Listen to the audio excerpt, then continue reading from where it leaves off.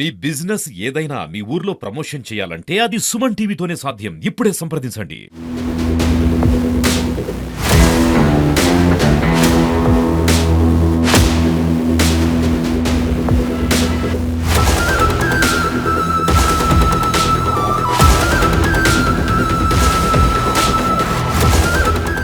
Hello, welcome to Suman TV. నేను మీ పవన్. ఈ రోజు అయితే శ్రీకాకుళంలో మున్సిపల్ కార్మికులు నాన్ టెక్నికల్ కార్మికులు అయితే అంటే వీళ్ళు ఇక్కడైతే నిరాహార దీక్ష అయితే చేస్తున్నారు. ఈ రోజు 9వ రోజు మండు టెండల్లో వీరు ఎందుకు ఇక్కడ ఈ రోజు అయితే సమ్మె చేస్తున్నారు, వీరి డిమాండ్లు ఏంటి, ముఖ్యమైనటువంటి వీరి డిమాండ్లు, వీరి యొక్క సమస్యలు ఏంటి తెలుసుకునే ప్రయత్నం చేద్దాం. జోడించి అడుగుతున్నాను. మేము ఇక్కడ రోడ్డు మీద పడి ఈ రోజు ధర్నా చేస్తున్నామంటే కారణం మా సమాన పనికి సమాన వేతనం ఇవ్వాలని, అలాగే మా పనిని గుర్తించాలని. ఈ రోజు ఇంజనీరింగ్ సెక్షన్లో కార్మికులుగా వర్క్ చేస్తున్న వాళ్ళు రాత్రి పగలు ఎక్కడ కరెంట్ ఆగిపోయినా సరే, ఏ టైంలో అయినా సరే భోజనం దగ్గర కూర్చున్న వాళ్ళైనా ఆ స్తంభం దగ్గరికి వెళ్తారు. ఒకవేళ ప్రమాదవశాత్తు తనకి ఏదైనా జరిగితే ఆ ఉద్యోగం తన కుటుంబంలో ఒకరికి ఇవ్వాలి. అలాగే నీటి సరఫరా ఎక్కడైనా ఇంటింటికి ఎక్కడ సరే ఆగిపోయినా ఆ కొలాయిల్లో ఏదైనా ఎక్కడ ఇష్యూ ఉన్నది చూసి వాళ్ళు అక్కడ పనిని పూర్తి చేస్తారు. అలా ఇక్కడ ఇంజనీరింగ్ సెక్షన్లో పనిచేస్తున్న కార్మికులకు మాత్రం ఎటువంటి గుర్తింపు లేదు. ప్రభుత్వం ఇంజనీరింగ్ సెక్షన్లో పనిచేస్తున్న కార్మికులను గుర్తించి దయచేసి మాకు మా పనిని గుర్తించి సమాన పనికి సమాన వేతనం ఇస్తారని, అలాగే హెచ్ఆర్ పాలసీ అమలు చేస్తారని. హెచ్ఆర్ పాలసీ అమలు చేయడం వల్ల ప్రతిసారి ఇలా రోడ్డెక్కి ధర్నాలు చేసే పరిస్థితి మాకు రాదు. దయచేసి అర్థం చేసుకొని ఇంజనీరింగ్ సెక్షన్ కార్మికులకి మీకు ఒక జీవోని అమలు చేసి ఆ జీవోలో మాకు ఎటువంటి సదుపాయాలు ఇస్తారనేది కూడా మాకు చెప్పాలి. ఈరోజు ఈ శ్రీకాకుళం మున్సిపల్ కార్పొరేషన్ వద్ద 9వ రోజు నిరవధిక సమ్మె చేస్తున్నాము. ఇంజనీరింగ్ కార్మికులు అందరూ కానీ ప్రభుత్వం నుంచి ఎటువంటి పిలుపు మాకు ఇంకా రాలేదు. మేము అడిగినవన్నీ చిన్న చిన్న కోరికలే, అవి గొంతమ కోరికలు కాదు. మా జీవితాలను బాగుపెట్టండి, మాకు ఇస్తున్న ఈ జీతాలు చాలవని చెప్పేసి ఈరోజు ఈ రోడ్డు పైకి ఎక్కడం జరిగింది. 13,000 రూపాయల జీతం, 15,000 రూపాయల జీతంతో ఈ జీవనాన్ని సాగించలేకపోతున్నాం. అది కూడా ఈ అధికారులకు తెలుసు. మనకి మున్సిపల్ కార్పొరేషన్కి ఆదాయాలు అయితే పెరుగుతున్నాయి, రెవెన్యూ రూపంలోని, ట్యాప్ కనెక్షన్ రూపంలోని, అలాగా ఎన్నో రకాలుగా ఈ ఆదాయాలు పెరుగుతున్నాయి. కానీ మా జీవితాలు మాత్రం బాగుపడట్లేదు. అవన్నీ వసూలు చేయడానికి వాటికి మమ్మల్ని ఉపయోగించుకుంటున్నారు. కానీ వీళ్ళకి జీతాలు కరెక్ట్గా ఇచ్చి ఆ జీతాలు పెంచాలని చెప్పే ఆలోచన మాత్రం ఈ ప్రభుత్వానికి లేదు. మొన్న 21వ తేదీన చర్చలకి పిలిచారు, అది కూడా విఫలం అయిపోయి మళ్ళీ ఇంకొక చర్చ ఎప్పుడనేది కూడా డేట్ కానీ టైం కానీ ఎక్కడికి రావాలనేది కూడా మాకు సిడిఎంఏ గారు ఇంతవరకు తెలియజేయలేదు. కాబట్టి ఇప్పటికైనా 9వ రోజు నిరవధిక దీక్షకి వచ్చేసాము. ఇప్పటికైనా అధికారులందరూ స్పందించి ఒక నిర్ణయం తీసుకోవాలని చెప్పేసి మేము సభాముఖంగా తెలియజేస్తున్నాం. ఎందుకంటే ఈరోజు ఈ అవుట్ సోర్సింగ్ పద్ధతుల్లో పనిచేస్తున్న వాళ్ళు మేము ఎక్కువ మంది కాదు. రాష్ట్రంలో 12,000 మంది ఉన్నాం. శానిటేషన్ వాళ్ళతో పోల్చుకుంటే 80,000 90,000 మంది మేము లేము. ఈ 12,000 మందికి ఒక నిర్ణయం తీసుకోవాలంటే 5 నిమిషాల్లో నిర్ణయం తీసుకోవచ్చు ఈ ప్రభుత్వం కూడా అని చెప్పేసి తెలియజేసుకుంటున్నాము. మరి మీరు వీళ్ళు ఏం చేస్తారా చూద్దామని చెప్పేసి ఇంతవరకు మీరు అలా చూస్తున్నారు. కానీ మాకు ఇప్పటికైనా న్యాయం జరుగుతుందని చెప్పేసి ఇంతవరకు కూడా మేము ఎటువంటి చర్యలకు పాల్పడలేదు. మా మట్టుగా మేము శాంతియుతంగా ఈ యొక్క ధర్నా కార్యక్రమాలను మేము చేసుకుంటున్నాం. ఎక్కడ కానీ ఎలక్ట్రికల్ ప్రాబ్లం కానీ, వాటర్ సప్లై కానీ, ఇంకే విషయాల్లో కూడా ఎక్కడ కూడా అధికారులను కూడా ఇబ్బంది పెట్టట్లేదు, ప్రజలకు కూడా ఇబ్బంది పెట్టట్లేదు. ఆ ఇబ్బందులు ఏవో మేము పడుతున్నాం ఈ టెంటల్లో కూర్చొని. ప్రభుత్వం నుంచి ఏదో ఒక చక్కటి హామీ వస్తుందని చెప్పేసి మేము ఆశతో చూస్తున్నాం, ఎదురు చూస్తున్నాం. కానీ వాళ్ళు మాత్రం పట్టించుకోవట్లేదు. నిన్న మా కేంద్ర మంత్రి గారి దగ్గరికి, రామ్మనోహర్ నాయుడు గారి దగ్గరికి వెళ్ళడం జరిగింది. చాలా మంచి వ్యక్తి. మమ్మల్ని చూడగానే ఆప్యాయతగా దగ్గర తీసుకొని, తమ్ముడు ఏది జరిగింది, ఎందుకు మీరు టెంట్లో ఉన్నారు అని చెప్పేసి మాకు అడగడం జరిగింది. జరిగితే అన్న ఇలా జరుగుతుందన్న, మాకు మీరే దిక్కు, మా జీవితాలను మీరే కాపాడాలని చెప్పేసి మా తరపు నుంచి ఒక రిప్రజెంటేషన్ ఇవ్వడం కూడా జరిగింది. దానికి ఆయన సానుకూలంగా స్పందించి ఎవరైతే ఈ శాఖ మంత్రి గారు నారాయణ గారు ఉన్నారో పెద్ద ఆయనతో కూడా మాట్లాడి మీకు న్యాయం జరిగేటట్టుగా నేను చూస్తానని చెప్పేసి నేను మాకు భరోసా ఇవ్వడం కూడా జరిగిందని చెప్పేసి సభాముఖంగా తెలియజేసుకుంటున్నాం. కాబట్టి ఎంత వేరంగా చర్చలు కొనసాగించి ఎంత వేరంగా మా జీవితాల్లో వెలుగు నింపుతారని చెప్పేసి మేము కూడా రాష్ట్ర ప్రభుత్వాన్ని కోరుకోవడం జరుగుతుంది. మేము రాష్ట్ర పిలుపు మేరకు రాష్ట్ర వ్యాప్తంగా 7వ తేదీన సమ్మె నోట్ అనేది ఇవ్వడం జరిగింది. తర్వాత మాకు ఈ సమ్మె నోట్ ఇచ్చేసిన తర్వాత మొన్న 11వ తేదీన చర్చలు పిలవడం జరిగింది. గౌరవ సిడిఎంఈ గారు అయినటువంటి సంపత్ కుమార్ గారు మాకు చర్చలకు పిలవడం జరిగింది.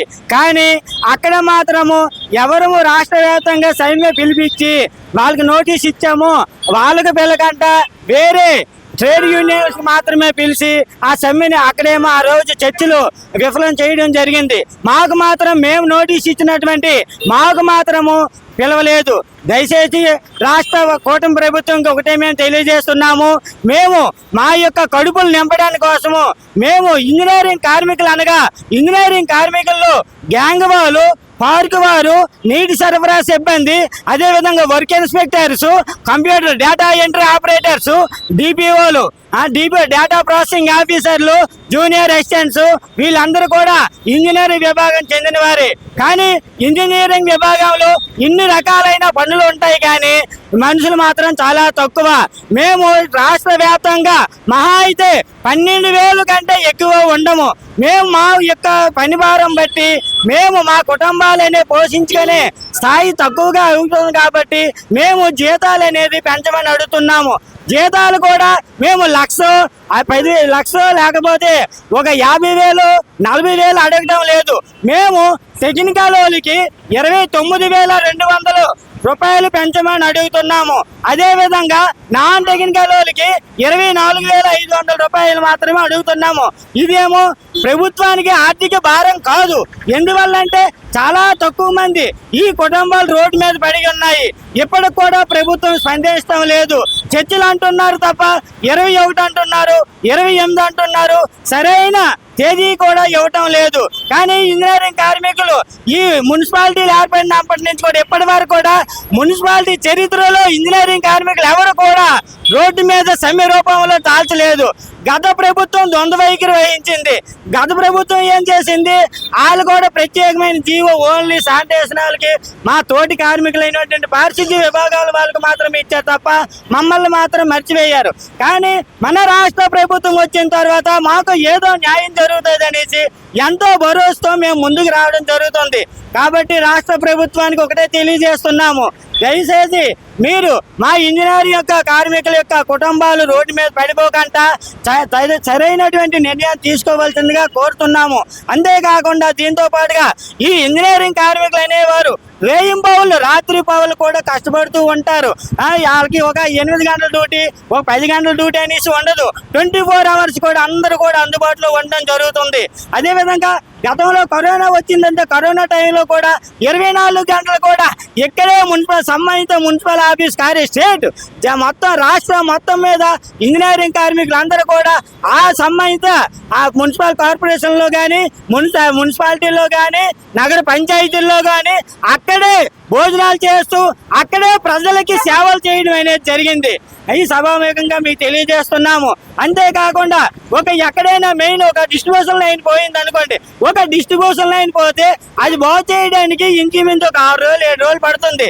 కానీ అదే ఇంజనీరింగ్ కార్మికులు వెళ్ళి వాళ్ళు రాత్రి పగలు కష్టపడి అది 24 గంటల్లో బాగు చేయడం జరుగుతుంది. జరిగి నగర ప్రజలకి ఎటువంటి వాటర్ ప్రాబ్లం లేకుండా సమస్య లేకుండా చేయడం జరుగుతుంది. నీరు కూడా ఇప్పించడం అనేది జరుగుతుంది. ఈ సభాముఖంగా మేము తెలియజేస్తుందంటే ఎలక్ట్రికల్ విభాగం ఉన్నారు, వాళ్ళకి ప్రాణాలు తెగించి రాత్రి రేయింబావులు కూడా పోల్లు ఎక్కి కరెంటు లైట్లు బాగు చేయడం జరుగుతుంది. అదేవిధంగా ఒక వర్క్ ఇన్స్పెక్టర్ ఉన్నారు, రాత్రి బావులు రేయింబావులు కాకుండా ఎండనగా వాననగా రోడ్డు మీద రోడ్లు వేసేటప్పుడు కానీ రైళ్లు వేసేటప్పుడు కానీ ఈ ఇంజనీరింగ్ కార్మికులు మాత్రం అక్కడ ఉండి ఆ పని చక్రంగా చేయించడం జరుగుతున్నది. దయచేసి కూటమి ప్రభుత్వం ఒకటే చెప్తున్నాము, మా ఇంజనీరింగ్ కార్మికుల ప్రధానమైన డిమాండ్లు ఏంటంటే టెక్నికల్ వాళ్ళకి 29,200 జీతం పెంచమని, నాన్ టెక్నికల్ వాళ్ళకి 24,500 రూపాయలు జీతం పెంచమని మేము డిమాండ్ చేస్తున్నాము. అంతేగాని ఇంకా మేము గొంతమ్మ కోరికలు అనేవి కోరటం లేదు. అదేవిధంగా హెచ్ఆర్ పాలసీ అనేది మేము ఒక 5,000, 6,000, 10,000 అడగడం లేదు. ఒక 100 రూపాయలు మాత్రమే హెచ్ఆర్ పాలసీ ఇవ్వండి, మాకు భరోసాగా ఉంటుంది అనేసి మేము రాష్ట్ర ప్రభుత్వానికి ఈ సభాముఖంగా తెలియజేస్తున్నాము.